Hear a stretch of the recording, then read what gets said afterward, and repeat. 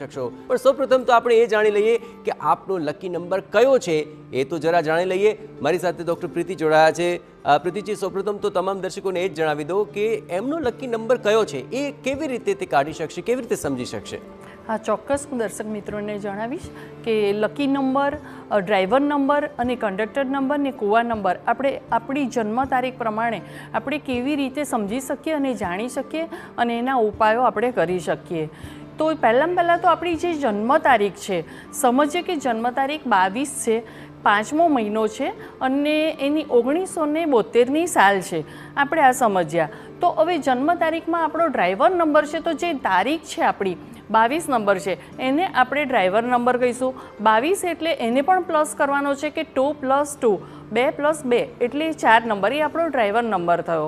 અને પછી એ દરેક જે આપણી જન્મ તારીખ છે 22 + 5 + 19 + 72 72 એનો આપણે સરવાળો કરીશું। એટલે સરવાળો કરતાં જે એક નંબર આવશે એ સૂર્યનો નંબર છે, એને આપણે કંડક્ટર નંબર કહીશું।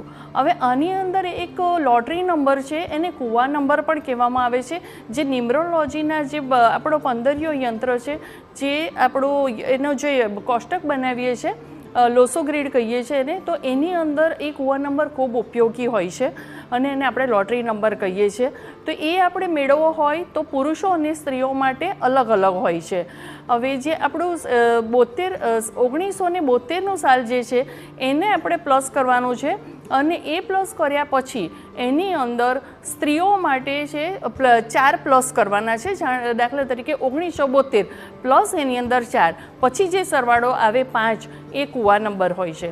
અને એ જ 1972માં જ જો પુરુષનો જન્મ થયો હોય છે તો એમાંથી 1972નો જે આપણે સરવાળો કરીએ છીએ એમાંથી જો પુરુષ હોય તો એણે એમાં 11 બાદ કરવાના હોય છે અને જે ન્યુમરોલોજી પ્રમાણે નંબર આવે એનો કુવા નંબર હોય છે। આ રીતે આપણે આપણો ન્યુમરોલોજી પ્રમાણે આપણો ડ્રાઈવર નંબર, કંડક્ટર નંબર અને કુવા નંબર આપણે મેળવી શકીએ છીએ। વાહ, તો there are so many numbers અને દરેક નંબરની અલગ છે ખાસિયત, પણ તમારો લકી નંબર કયો છે અને કયા નંબરથી